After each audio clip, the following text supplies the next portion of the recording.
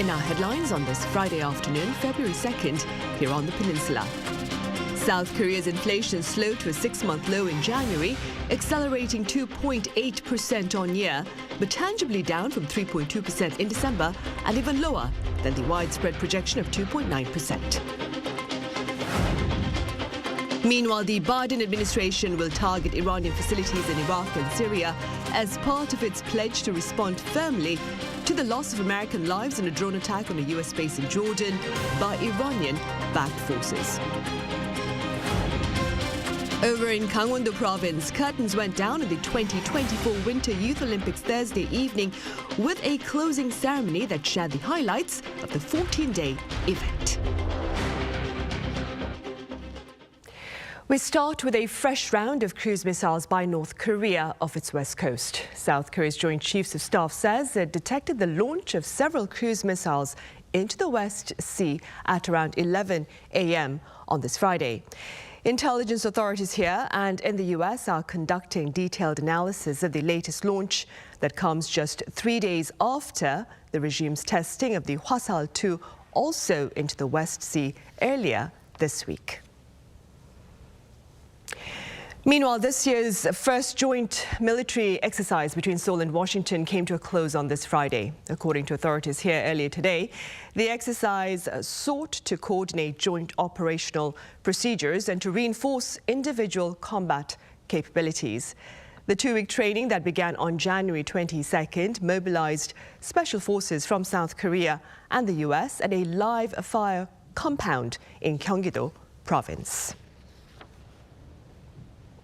In other news, there have been some favorable findings on the inflation front here. Consumer prices eased to the 2% range in January for the first time in 6 months. Our correspondent Moon Hae-ryun has the latest numbers.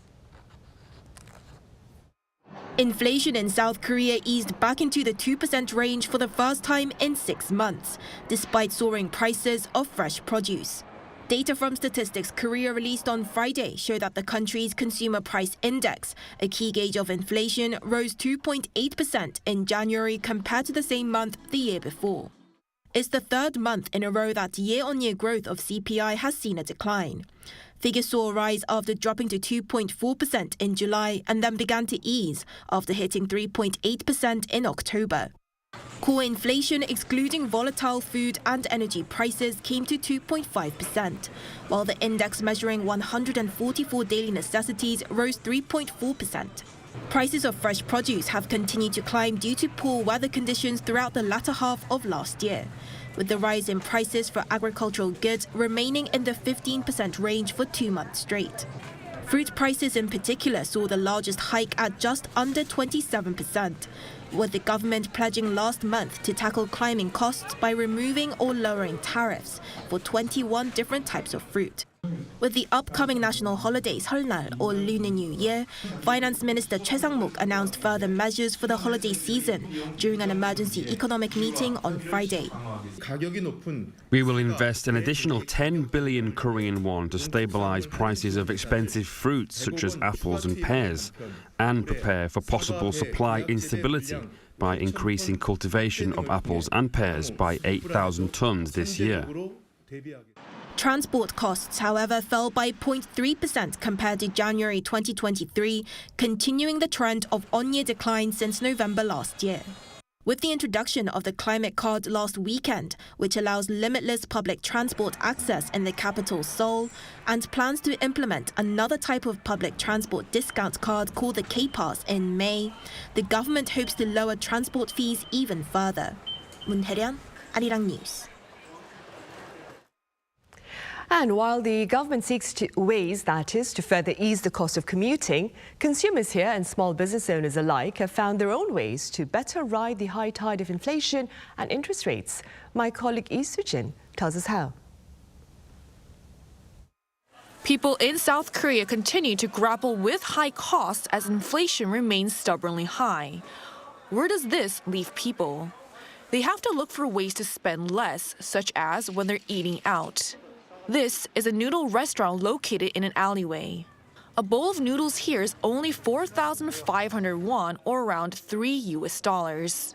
This is especially impressive considering how the cost of eating out has jumped more than 6% for 2 straight years, the highest level seen in 30 years.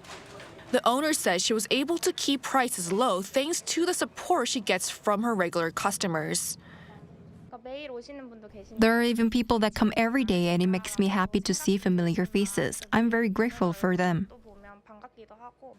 The restaurant has been designated as a fair price business, an honor that the Interior Ministry and local governments give to businesses that meet certain price and sanitation standards. I come at least twice a week because it's a lot cheaper than other restaurants, but still good. Businesses that receive this designation are provided with free essential items such as trash bags and even have cheaper utility bills.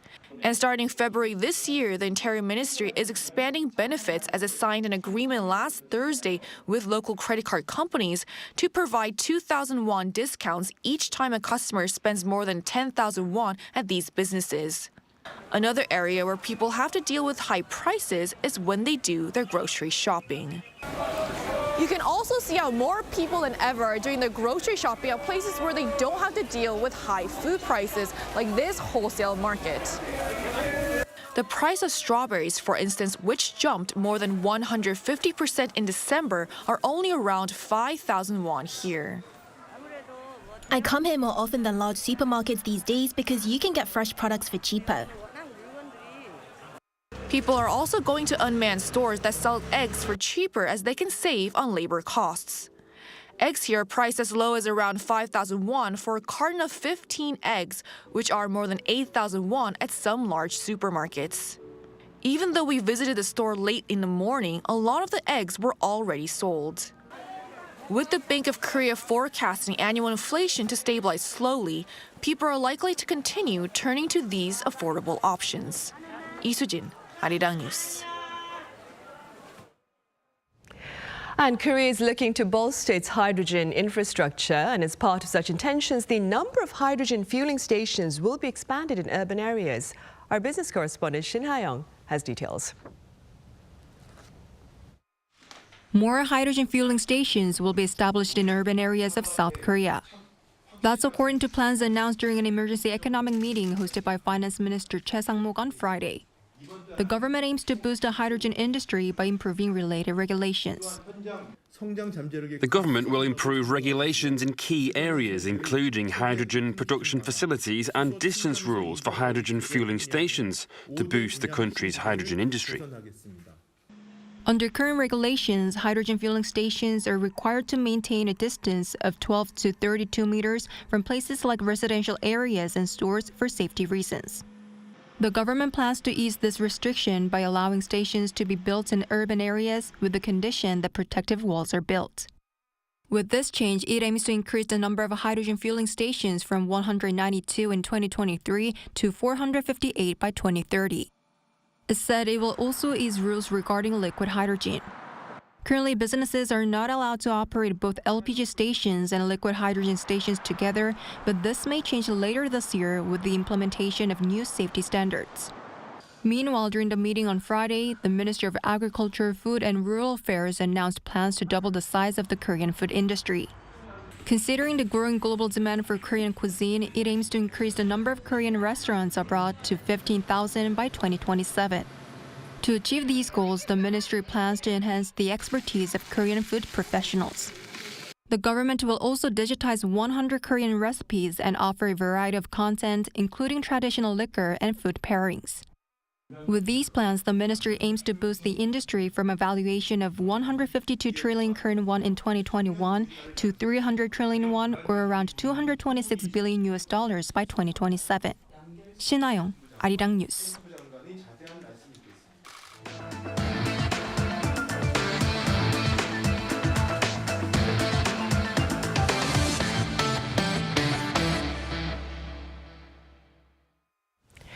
Plans have been passed and are in place for U.S. retaliation in light of the loss of American lives at a base in Jordan, following a drone attack by Iranian supported forces this past weekend. On the target list are Iranian facilities and personnel in Iraq and Syria. Our Lee Sing-jae has the latest. In response to the deadly drone attack that killed 3 U.S. soldiers in Jordan on Sunday, Washington has approved plans for a series of strikes against Iranian targets in Syria and Iraq. According to CBS News, U.S. officials said these strikes will take place over a number of days, with weather conditions likely to dictate when they begin. Although the U.S. military can attack even in poor weather conditions, it believes that visibility is important to prevent accidentally attacking civilians near the target. In response to the timing of the attack, White House National Security Council spokesman John Kirby said he would not comment on specifics, saying that hinting at the timeline for strikes would be the worst thing he could do. However, he stressed that President Biden had made up his mind on retaliation plans against the deadly drone attack in Jordan, adding the strikes would be a multi-layered approach over a period of time. Washington recently confirmed that Iran-backed Islamic resistance in Iraq, an umbrella group of militias, was responsible for Sunday's attack. It also assessed that the drone used in the attack was manufactured in Iran. Lee Seung-jae, Arirang News. And U.S. President Joe Biden on Thursday issued an executive order against 4 Israeli settlers in the West Bank accused of aggression and intimidation. According to American media reports, the order calls for sanctions targeting the 4 individuals who allegedly initiated a riot that saw buildings and vehicles burnt and Palestinian civilians assaulted. The White House notified Israel of the order before its announcement. Over in Brussels, as European leaders met on Thursday for talks on funding Ukraine, their farmers took to the streets outside of their summit venue, calling for attention to their grievances and more. Our Park Gonu reports. European farmers continued their protests on Thursday, blocking the center of Brussels near the European Parliament building where an EU summit took place. The farmers reportedly started fires, threw eggs at the Parliament building, and confronted police who responded with water cannons and tear gas. We are here to protest and to bring to the attention of the European Commission the various problems faced by farmers, such as income and environmental obligations that increase day by day and affect farmers' income. Farmers have been asking for solutions to rising costs, low income, cheap imports, and regulations associated with EU environmental policies. European leaders discussed support for Ukraine with additional aid of 50 billion euros and said they would come up with solutions for the farmers. We listened to the main complaints and worries and concerns of the farmers, and we discussed some of the short-term measures we have already taken, for example, concerning fallow land, but also the mid- and long-term concept. The EU offered to protect farmers from cheap Ukrainian imports and proposed a delay in the implementation of new ecological measures. And they said they would come up with a proposal at the Agricultural Council that is set to be held at the end of the month. In France, where farmers have been protesting for weeks, the government announced plans to gradually reduce subsidies on agricultural diesel and increasing aid along with controlling imports. The farmers halted their protest of road blockades accordingly, but said they would continue their demonstrations in a different way. Park Gonu, Arirang News. Meanwhile, America's largest tech firms have shared their earnings for the fourth quarter of 2023. Amazon says its sales revenue soared 14% on year, well beyond market expectations. Meta also witnessed its revenue jumping 25% during the same period and has announced dividend payments to investors for the first time.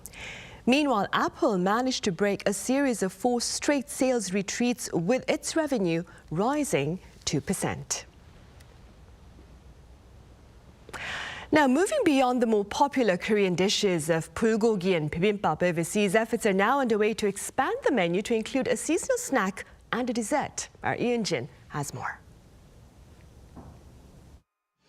The steamed bun Hoppang is one of the most popular winter snacks in Korea.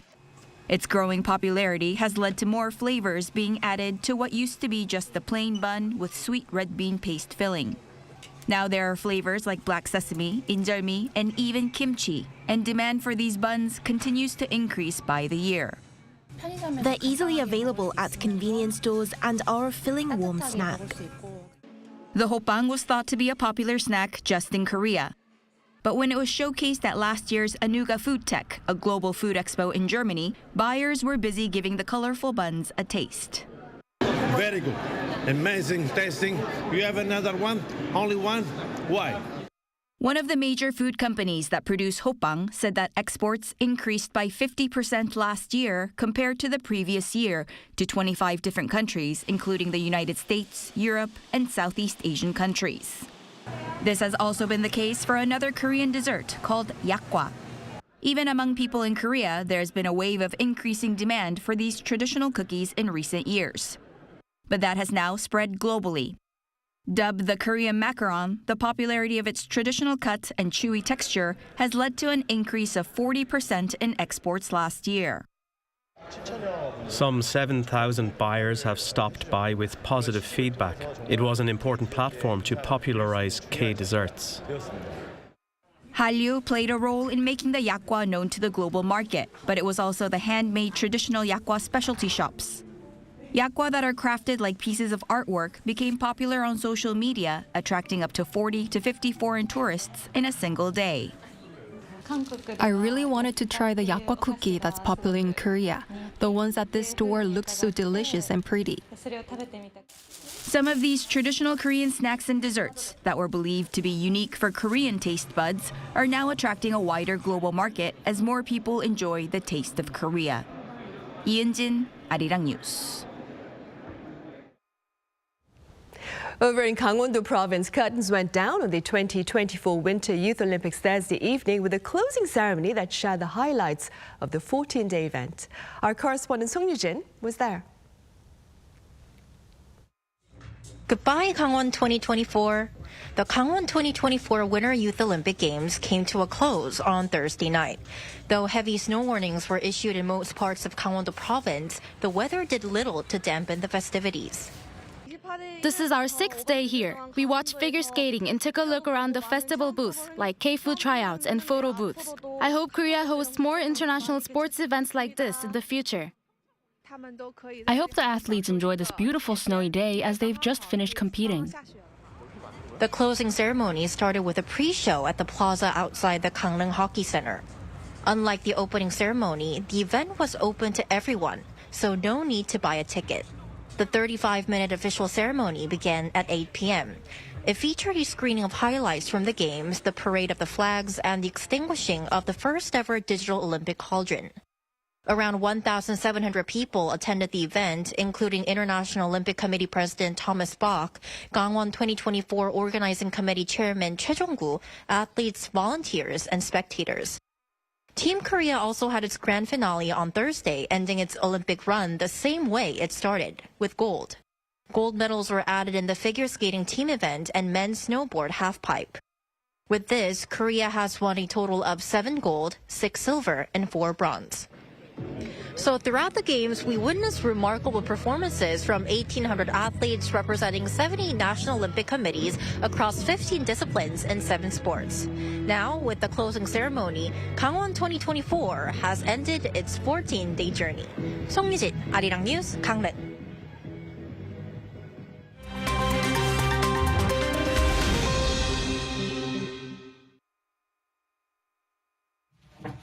Let's take a look at the latest news in the world now. European Union member state leaders unanimously agreed to extend a new aid plan worth some $54 billion for Ukraine on Thursday. After weeks of delays due to resistance from Hungary, EU chief Ursula von der Leyen said the decision meant Europe had become stronger. Hungary's Prime Minister Viktor Orban agreed to go ahead with the Ukraine aid package at a meeting of the 27 EU leaders in Brussels on the same day. Orban had vetoed the Ukraine aid plan during the previous summit meeting in December. Von der Leyen and European Council President Charles Michel said the deal was a signal to the United States to push forward with an additional $61 billion in assistance for Ukraine. Ukrainian President Volodymyr Zelensky said that he was grateful for the decision. In Peru, Vladimiro Montesinos, the former intelligence chief for the country's ex-president, Alberto Fujimori, was sentenced to 19 years and 8 months in prison on Wednesday for his involvement in the 1992 massacre of 6 farmers. 78-year-old Montesinos, who has been in prison since 2001, pleaded guilty to charges of homicide, murder, and forced disappearance on Monday. In 1992, 6 farmers were taken from their homes and executed by an undercover military group in the town of Pativilka after they were accused of being members of a rebel group, all under the knowledge of then-President Fujimori and Montesinos.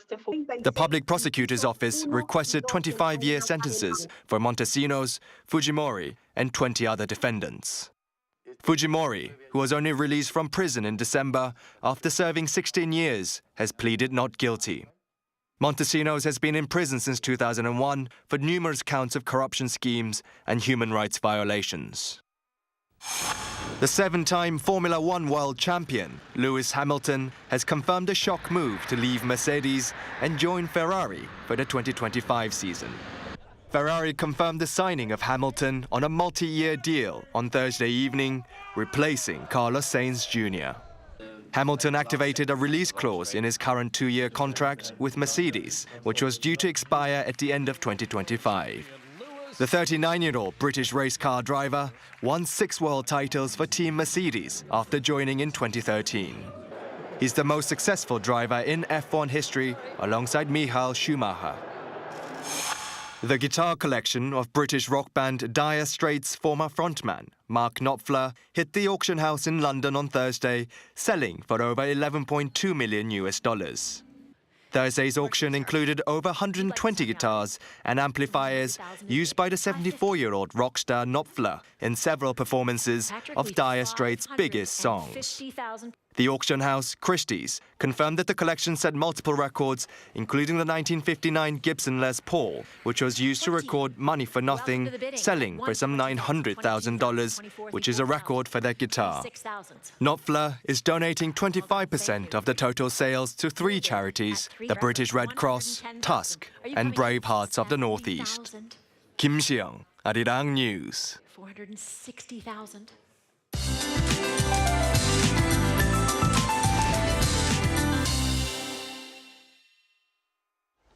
Good afternoon.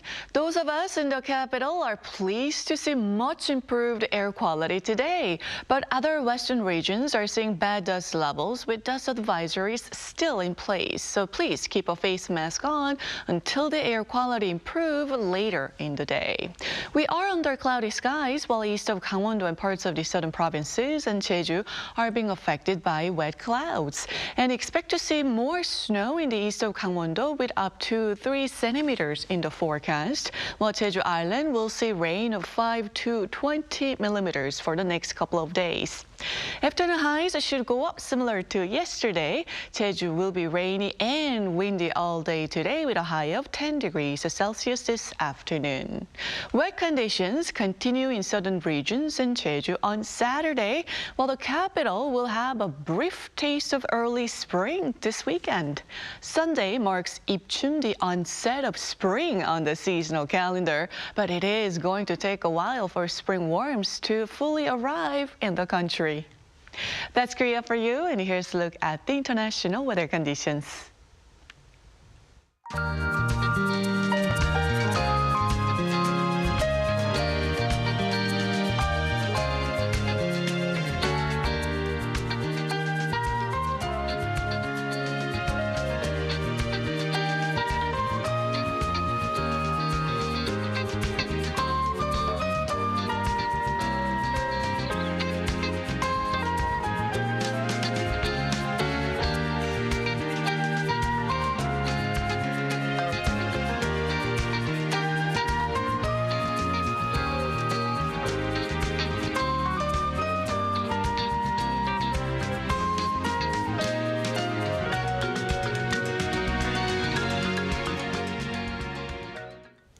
And those are the headlines at this hour here in Korea. Up next is our daily panel session, so do stay with us. Thank you for now.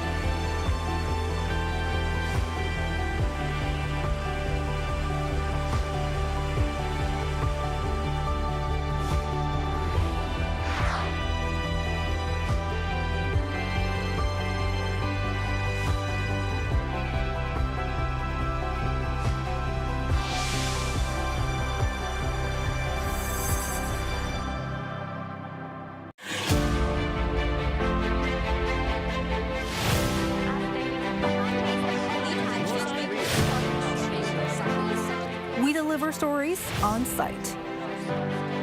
From Korea to the world, and from the world to Korea. We ask questions every day that could change the world. Taking news a step further, Arirang News. You're watching Arirang News. You're watching Arirang.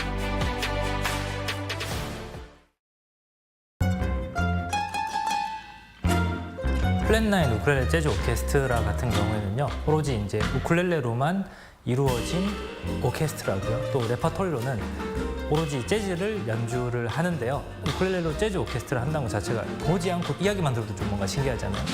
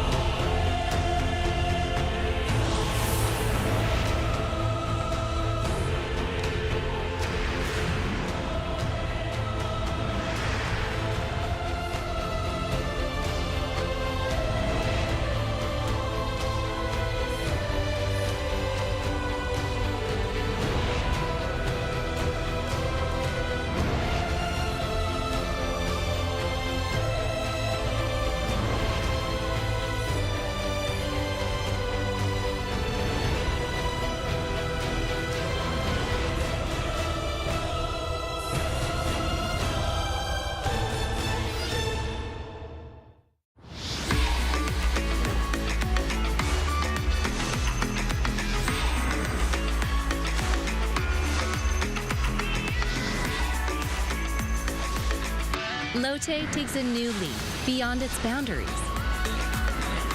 Our change will lead to better lives for all. New Lotte, the power of a better world.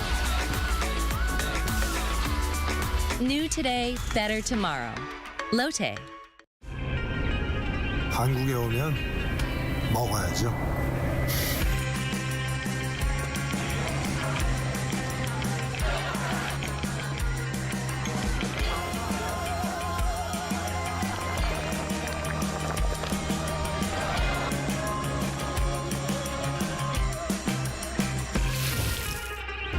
먹어도 끝이 없는 나라. 감당할 수 있겠니?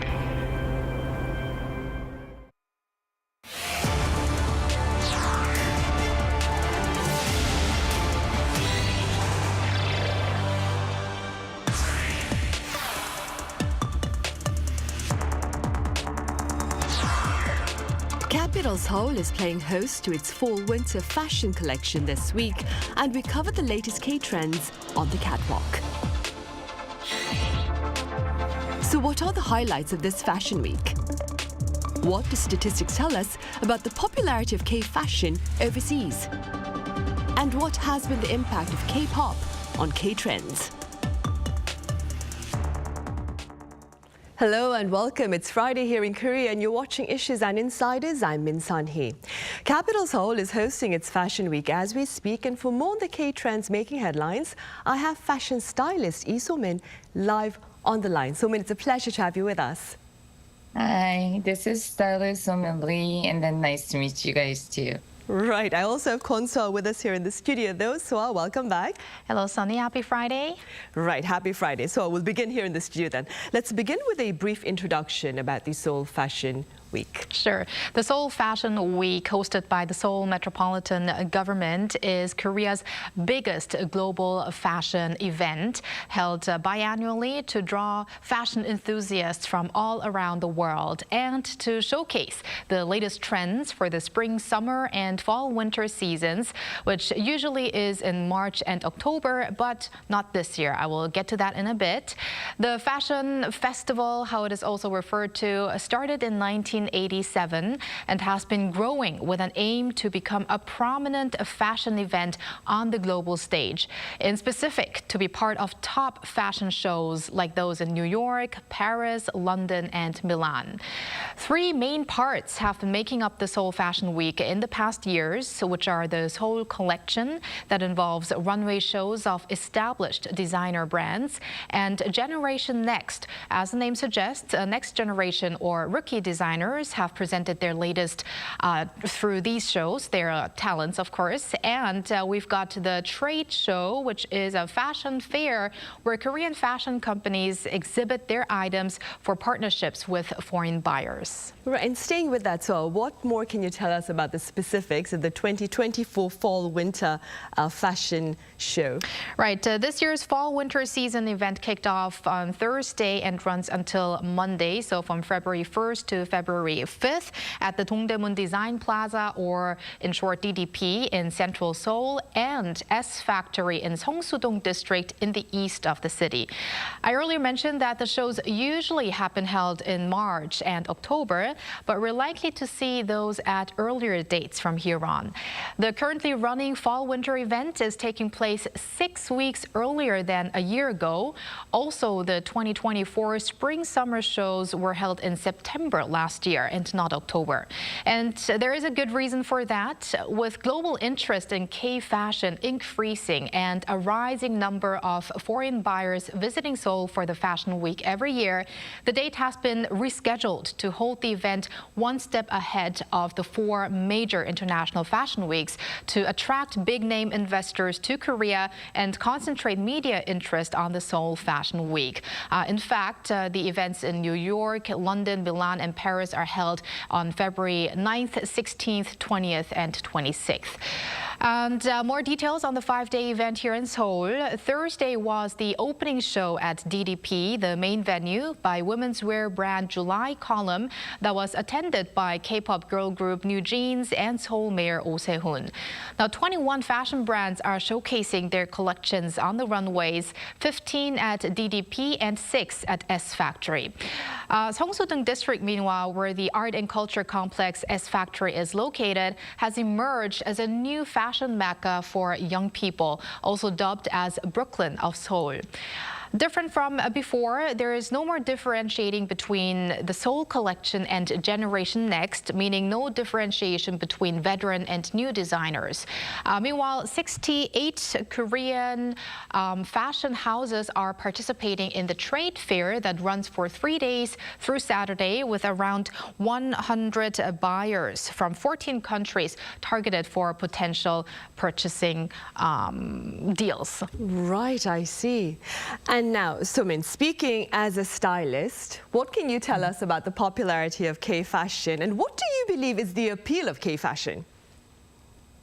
The reason why the K-fashion is special seems to be that many people are interested in fashion right now, and then they have their own individuality for their fashion style. That's why I think the Korean fashion styles is going to be more popular than now. And then, as you can see, in front of the DDP, there's so many people are in there, and then many people are around there has their individual fashion style, and then that's really, really cool. And then I've got some really nice idea from there as well. So that's why I think that's why the K-fashion is really popular right now. And then also I think some of the Korean designers are going to overseas, and many people from overseas also love the Korean brand. That's why I think the K-fashion is special. Right, indeed, I see. Now, so as you also mentioned, statistics themselves, they actually show that there is growing interest in K-fashion among overseas buyers. Tell us a bit more about that. Sure, Sunny. So to get a glimpse into that interest, let me refer to the figures the Seoul Metropolitan Government released last year in September following the hosting of the 2024 Spring-Summer Seoul Fashion Week. 125 foreign investors from 27 countries visited the Fashion Week in Seoul. A total of 1,134 order consultations with 94 local fashion brands were accomplished during the 5 days. That's worth a combined value of $5.14 million, up 46% compared to the year before, although we should consider the COVID-19 pandemic at that time. Now, by country, Canada, China, and Japan were the top countries when it comes to order consultations. The rising popularity of K-fashion was also evident in the presence of renowned overseas department stores at the event, namely Britain's Liberty, London, France's Le Bon Marché, and Japan's Isetan. So I'm looking forward to the figures coming out after the event comes to a close next week. Right, indeed. So-min, what do you suppose has been the impact of K-pop on the popularity of K-fashion? I think like so many stylists when they make the idols costume, so we're gonna do lots of reform when we make the idol costumes. So I think so many people can try with their looks, like clothes, they can reform same as like a idol fashion. So that's why I think the K-pop and K-fashion is relating a lot, because so many people really loves to see the idol and then pretty person and then like handsome person, and then they want to be like them. I think that's why I think the K-pop and K-fashion is really relating to each other. So I think it's really important seems to be the K-pop showing a lot of K-fashion and then many impact to the K-fashion, I think. So, in staying with that, earlier on when I asked you about the appeal of K-fashion, you spoke about how when you were at the opening ceremony of this season's Seoul Fashion Week, you saw a lot of trends that also gave you a lot of ideas. Could you share a bit of those ideas with us right now? Actually, like layering things, like people layering the looks really, really good. And then the color matching, I think, because I'm trying to do the boy group right now. So I had a really, really hard time to like have an idea. But then when I see the people wearing some things, and then, oh, that gives me a pop idea. So I can do the same thing, or I can make it my own style. Also, like these days, so many the hip hop fashion is coming back, I think, because lots of entertainments want us to do the hip hop fashion for the boys group. And when we talk about hip hop fashion, are we talking about the baggy jeans, the long shirts? Right, I see. Casual looks then. Yeah. So and then many things are coming down. Like last year, many idols do the accessories or many things putting on them. But then right now, like local style or geek fashion style or money style, like hip hop fashion style, like more going down there. Like, yeah, minimal fashion is coming back. I see. Meanwhile, Soa, back to the actual event then, what are some of the tasks perhaps that need to be tackled to enhance the Seoul Fashion Week, according to industry insiders then? Well, what some pundits say should be improved is the actual focus on the designers and the collections, as there appears to be extensive attention on celebrity photo calls and big stars filling the front rows of the fashion shows. But celebrities are actually one of the Seoul Fashion Week's strategy in garnering more attention for the event. In fact, K-pop girl group New Jeans, that I earlier mentioned as well, are the honorary ambassadors of this Seoul Fashion Week since last year. A poster with the girls wearing collections by the participating designers and videos on social media were actively used in promoting the Fashion Week, and they were also at the site of the event, as I said. So while the global fandom helps in making the Fashion Week go viral, it'll be a task to get the common people interested in the actual gist of the shows.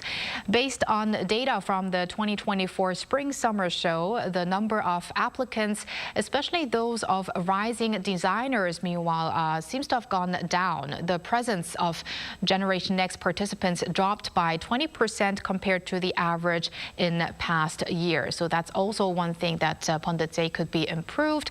There have also been calls for an improvement in the organization of space used for the trade fair. While the budget for the Seoul Fashion Week has been growing, it seems like there is enough room for improvement still. Right, and staying with room for improvement, so speaking exactly as an individual within the industry then, what do you think can be done to eventually raise the platform of Seoul Fashion Week to join the ranks of those in New York, Paris, Milan and London?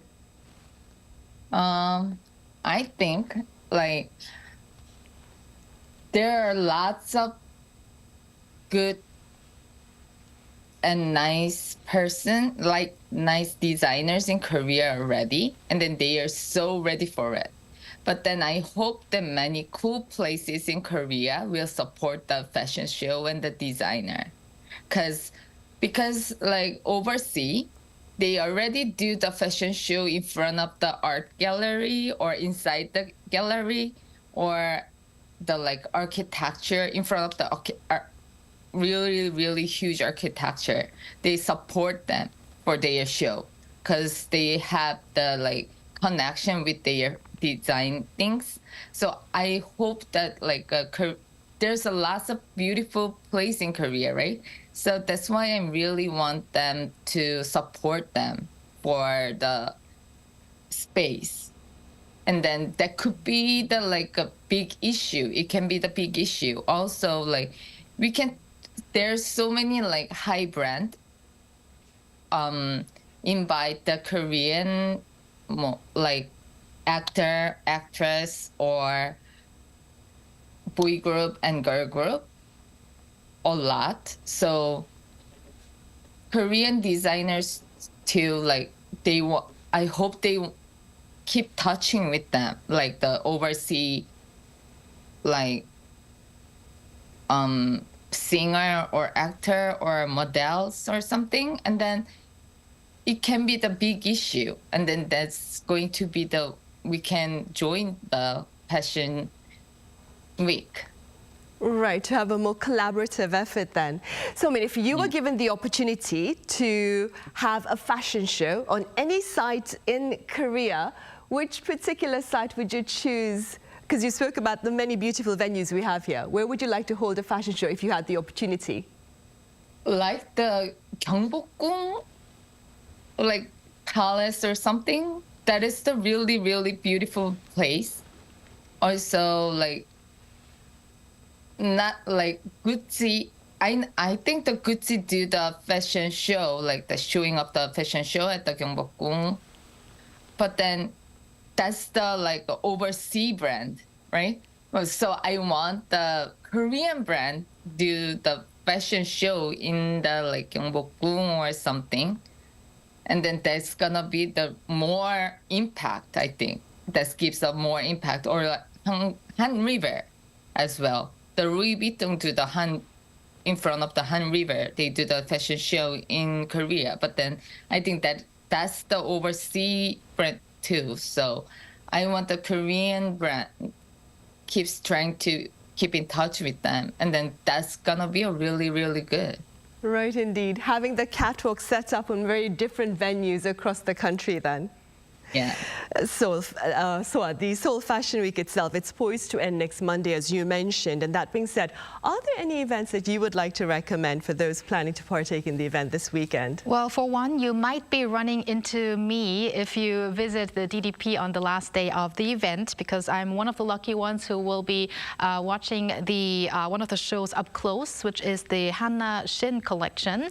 And the rising designer's attire, meanwhile, was featured in the promotion poster with new jeans. And also, as we speak, the Jimin Lee show is taking place out of the 5 runway shows this Friday.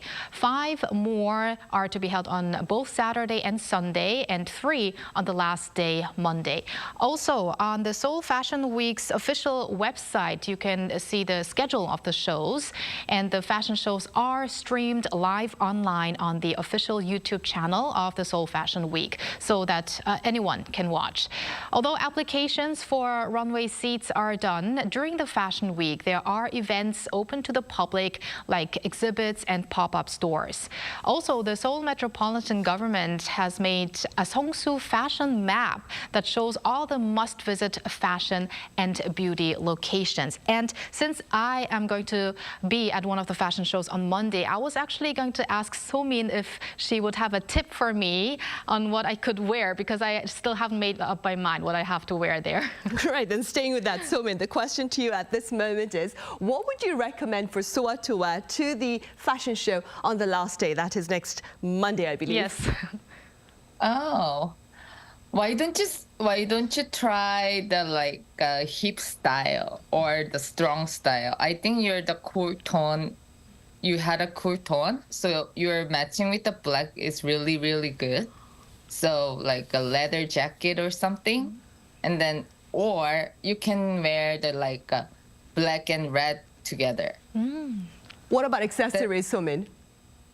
Like a silver earring or rings, not the big one, like the small one, and then that's gonna be like a little point. Well taken. Like a beautiful. Thank you for the tip. I actually am a cool person, a winter cool. We were talking about the tone color before the show. Somin, before you leave us, could you tell us a bit more about the K fashion trends for this year and how to better incorporate them into our daily styles? I think it's going back to 90s, like Y2K fashion. I think still keep the Y2K fashion like a little bit more, but I think, as I said before, like a hip hop style coming back, like the baggy jeans, like really, really big t-shirts or something, but then simple, not the like a colorful one, like the basic white color looks and with the baggy jeans, or and then they just add little bit of the vivid colored item, like a belt, hat, or bag, little bags or something. That's gonna be the key fashion style is gonna be. Also, like, I want to tell like many people really trying on their when they wearing their looks. I hope they put some their personality in their style, and then that makes them more pretty, and then more it's gonna be looks more confidence. So I hope them do the great styling. Right, so you stick to the fashion, but have one item or perhaps one color that shows better your individual personality then, right, Somin? Yeah. I see. All right, Somin, thank you so much for your time and your thoughts today. And so here in the studio, thank you very much for your insights. My pleasure. Right, well, on that note, we end this week's editions of Issues and Insiders. Have a great weekend. See you same time next Monday.